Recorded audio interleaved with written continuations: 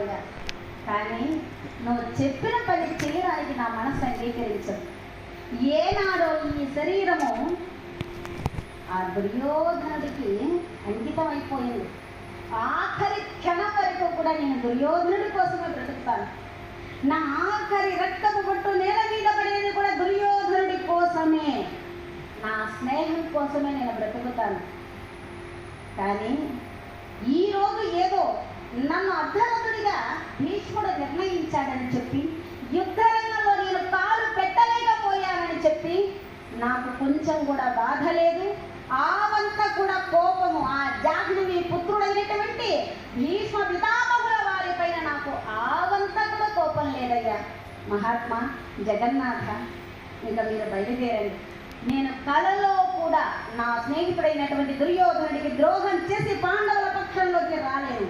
కలలో కూడా అది జరగదన్నాడు. కర్ణ, నిన్ను పాండవుల పక్షంలో చేర్చాలని చెప్పి, హస్తినాపురానికి రాజును చేయాలని చెప్పి, ఈ ధరా మండలాన్ని నీ చేత పాలింప చేయాలని చెప్పి నేను ఎన్నో అవకాశాలు కల్పించాను.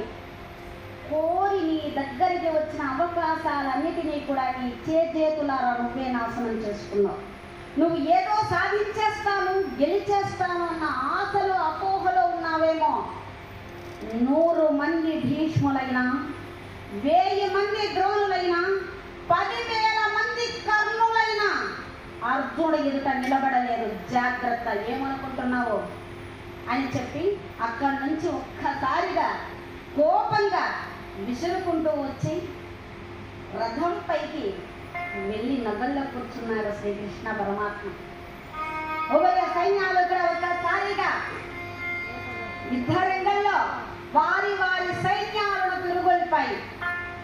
ఎవరి శంఖాలు వాళ్ళు ఊరించడం ప్రారంభం చేశారు. కృష్ణార్జునుడు పాంచజన్య దేవదత్త శంఖాలను ఊరించారు.